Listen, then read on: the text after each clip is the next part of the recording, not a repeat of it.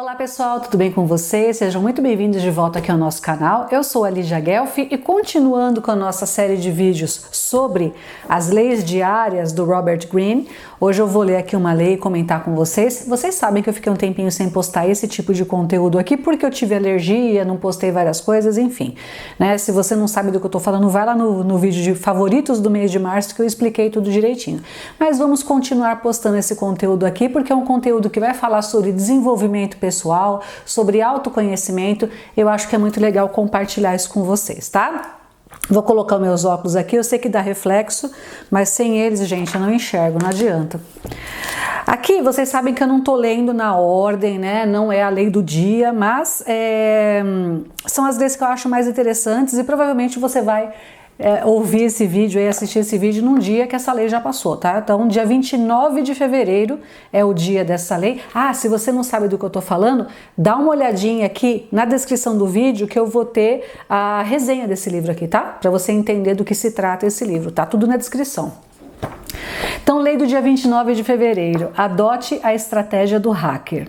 Então, eu vou ler aqui o que o nosso amigo Robert Greene escreveu e a gente vai comentar um pouquinho, tá?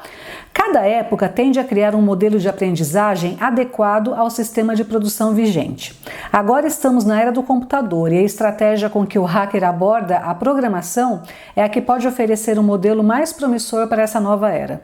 O modelo funciona assim: você quer aprender o maior número possível de habilidades ao sabor das circunstâncias, mas apenas em função de seus interesses mais profundos. Tal qual um hacker, você valoriza o processo de autodescoberta. Evita a armadilha de seguir um plano de carreira definido de antemão. Você não tem certeza de onde isso vai parar, mas aproveita ao máximo a abertura das informações. Todos os conhecimentos acerca de habilidades agora à nossa disposição. Você vê que tipo de trabalho mais combina com você e o que você quer evitar a todo custo. Você age movido por tentativa e erro. Você não está perambulando por ter medo de compromisso, mas porque está expandindo sua base de habilidades e suas possibilidades. Em certo ponto, quando estiver pronto para se decidir por algo, ideias e oportunidades inevitavelmente se apresentarão. Quando isso acontecer, todas as habilidades que você acumulou serão inestimáveis. Você será um mestre em combiná-las de maneiras singulares e adequadas à sua própria individualidade. Lei do dia. Nesta nova era, aqueles que na juventude seguem um único caminho rígido muitas vezes chegam aos 40 anos e se veem num beco sem saída na carreira profissional, ou se sentem sobrecarregados de tédio. Uma aprendizagem abrangente produzirá o oposto, a expansão de possibilidades. Esse trecho, esse excerto, se refere à maestria seção 2, submeta-se à realidade, a aprendizagem ideal. Tá? E aqui termina o mês de fevereiro. Gente, eu fiz um vídeo aí há pouco tempo atrás, falando que a escola não ensina o que realmente importa, né? Eu sou professora, atualmente não atuo mais na educação, mas fui professora por muitos anos, dei aula desde o primeiro ano do fundamental até faculdade, então peguei todas as faixas, menos o infantilzinho mesmo, né?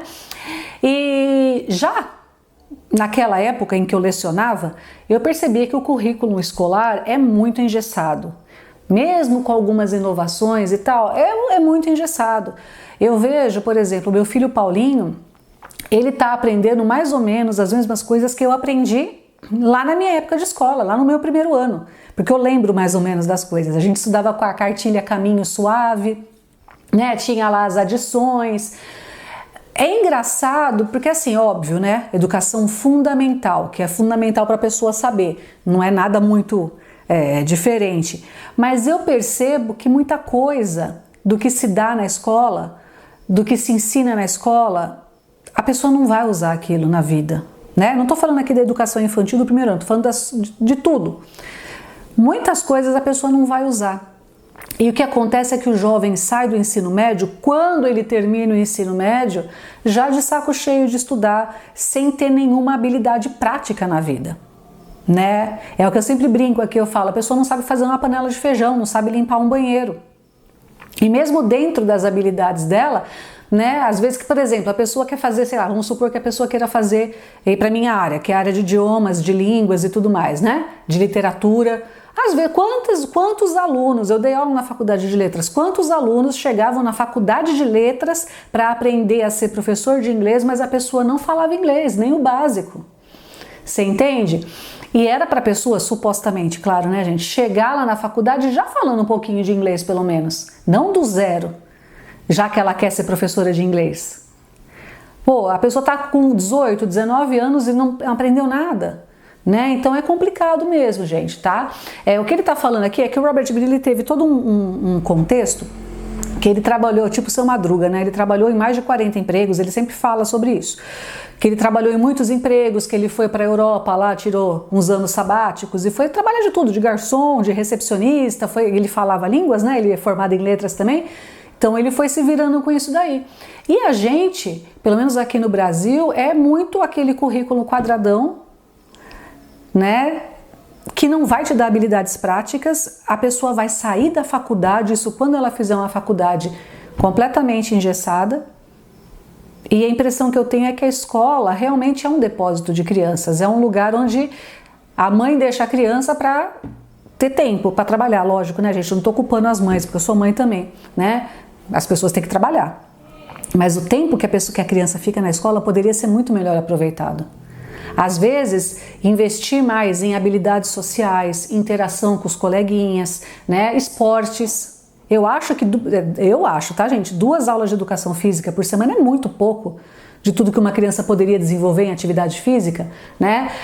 2 aulas de inglês não é nada. Se bem que hoje em dia mudou muito o ensino de inglês, né? Na minha época lá, né? Eu parei de lecionar inglês em 2010. É em 2010 que eu parei de ensinar inglês em escolas e faculdades, né? E fui só para particular mesmo, mas eram 2 aulas por semana, é pouquíssimo. Eu acho que tinha que ter inglês, tinha que ter espanhol, tinha que ter computação sim, tinha que ter educação física com mais ênfase, porque as habilidades físicas são muito importantes, né? Eu sei que vai ter professor de matemática que vai ficar com ódio de mim aí, mas gente, para que você vai aprender, por exemplo, matrizes? Tá, eu falo isso pro meu marido, ele fala, não, mas na engenharia o cálculo de matrizes é importante. Na engenharia, mas eu sou da área de humanas, o que me interessa saber isso daí?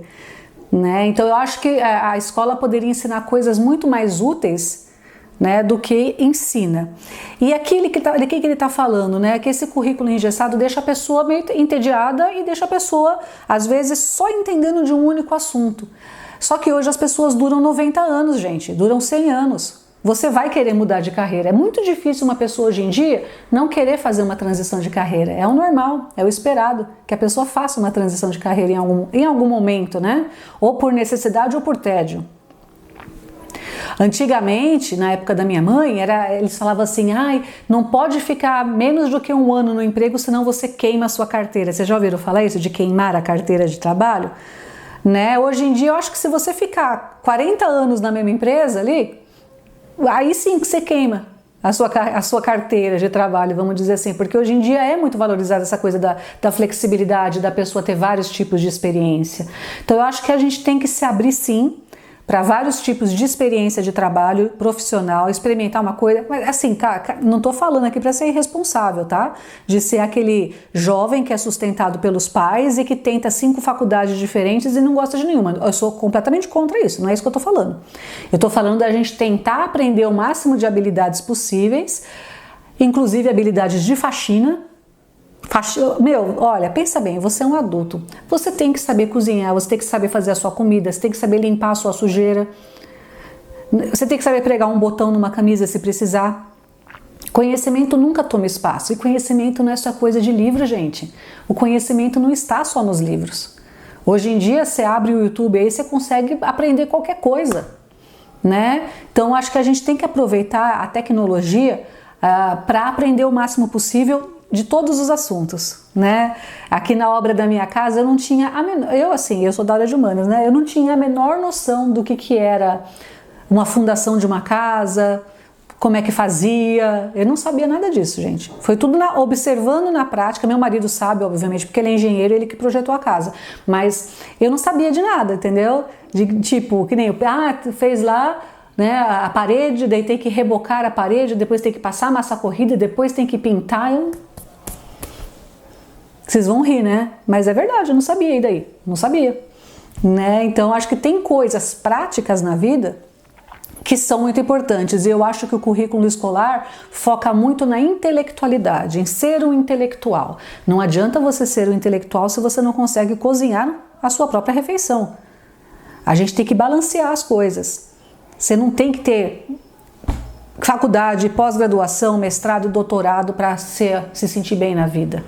Eu conheço inúmeras pessoas que não fizeram faculdade e se viram muito bem e se deram muito bem na vida, tá? Então, apesar de gostar muito de estudar, eu acho que a vida prática é de extrema importância. Eu sempre falo isso para vocês aqui. E realmente, as crianças hoje em dia, a maioria tem TDAH. Porque é hiperativo. Porque é mal criado. Porque não sei o que. Gente, quem que aguenta ficar 5, 6 horas sentado na carteira olhando para a lousa, copiando, sem se mexer, né? Tá complicado. Eu não tô lecionando agora, né? Nem pretendo voltar a lecionar, mas eu imagino que para os professores e professoras deva estar muito complicado você manter uma sala quieta, porque a tecnologia é muito mais gostosa, é tudo muito rápido, como é que a criança fica sentada ali assistindo a aula? Os coitados dos professores ainda com giz para mexer na lousa. Eu tinha uma alergia terrível de giz, tossia que nossa senhora, mas então tá muito complicado. Esse aumento de diagnósticos de TDAH e hiperatividade, aluno agitado sempre teve. Eu tive centenas de alunos agitadíssimos. Isso é normal, as crianças são saudáveis, elas querem se mexer, né? Ninguém quer ficar estátua assim, né? E vai ser cada vez mais difícil. A escola teria que se readaptar e fazer coisas mais gostosas, mais interativas, mais lúdicas, né? Eu sempre falo que nem tudo é lúdico, tem coisa chata na vida, mas podia equilibrar um pouquinho mais, né? Então, fica aí a reflexão. Se você é jovem, se você tem tempo livre, se você aí tem seu pai e sua mãe que te sustentam, aproveita para aprender tudo que você puder, tudo. Coisas intelectuais e coisas práticas, porque você vai usar isso pro resto da vida. Não perca seu tempo, pode jogar, pode ver Netflix, não tem problema, mas dedica um tempo para aprender alguma coisa que preste, que vai ser muito bom para você, tá bom?